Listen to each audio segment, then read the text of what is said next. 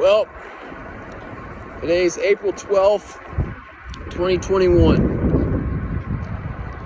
So, 160 years ago today happened. What happened was what most historians consider to be the beginning of the American Civil War.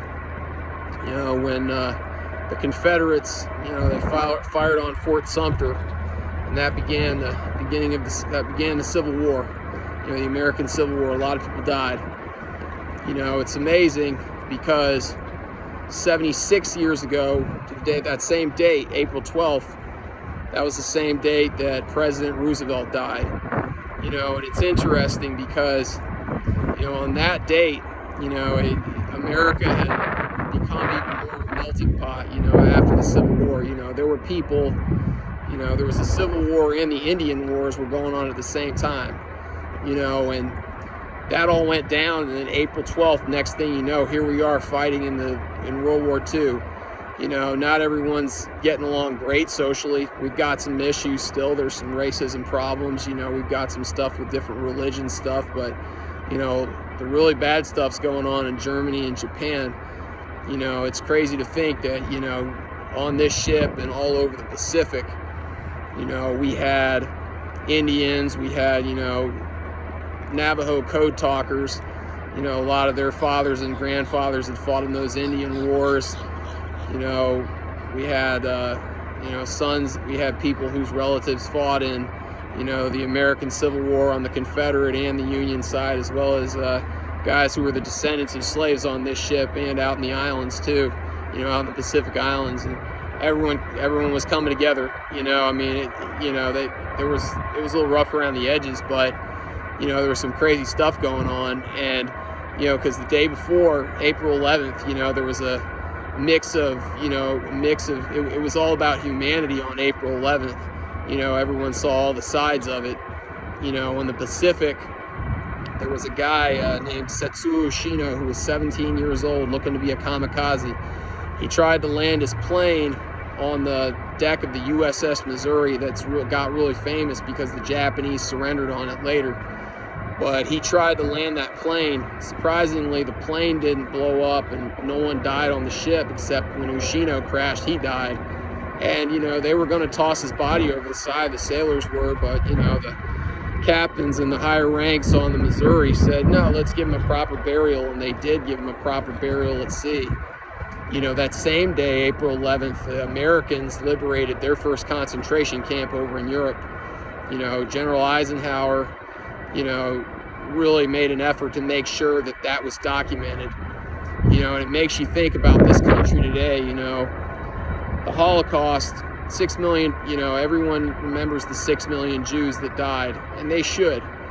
But they also need to remember that it was a total of 10 million, and the other 4 million people that died, were gypsies, people with different religions, the handicapped, gay people, and just anybody that disagreed with Hitler and was an enemy of the state, that was an enemy of the Third Reich. They were put in those concentration camps and killed too. And, today we might have our differences in this country about that stuff, but, we got to remember, that it's fundamental differences of opinion, and I would like to think, that we wouldn't kill each other over that stuff. I know we have a few wrinkles here and there, obviously, but let's keep that in mind. The cup's very half full, and that there's, 6 million are dead, in the span of a few years, all because of some fundamental disagreements, some things that should be fundamental disagreements, and, nothing that leads to a mass genocide. April 12th comes around, that's, President Roosevelt dies, and it's funny because, he had just been sworn in for his fourth term, unprecedented that year. Later on, they passed the 22nd Amendment to the Constitution legally, saying, hey, what, no president should be able to serve for more than 2 terms. And, so that's something, it's good to know that, people back then, enough people came together to think that was a good idea, and it was just about a fundamental disagreement, a fundamental difference of opinion, and respecting, a fundamental difference of opinion, a lot of issues coming back to the United States, but, you know, nothing we couldn't handle and nothing we haven't handled. And, you know, you just have to remember, you know, like this ship, you know, a lot of those guys, you know, there was an officer that had a heart attack on this ship that same day on April 12th. You know, most of these guys had only ever known President Roosevelt their whole life. You know, it's crazy because over in Europe, General Eisenhower was notified by General Patton that General Patton was the one that told him that President Roosevelt had died. You know, and it's just really, really crazy, you know, when you think of the humanity and all of it, you know, and just, you know, how things continue to evolve, you know, just throughout the course of history. You know, here we are now, you know, it's April 12th, 2021, you know, we're in the middle, you know, I like to think we're on the tail end of this pandemic now. You know, don't worry, plenty of distance between me and other people, no one else is around, it's just me and the ship, me and the showboat. You know, it's this place is nice and serene, you know, it's a nice breeze, it's nice weather. They certainly would have liked it in the Pacific. This would have been a good day for guys, you know, that have been on the ships or in the islands, you know, there, because Lord, it was hot, you know.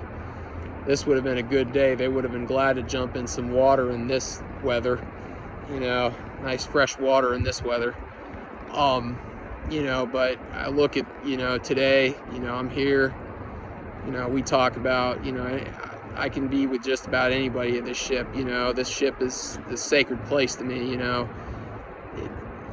I could have just about anybody here, you know, it's to me, you know, this is something, you know, we come together for our love of this ship, you know, the people that love the Battleship North Carolina and love history, you know.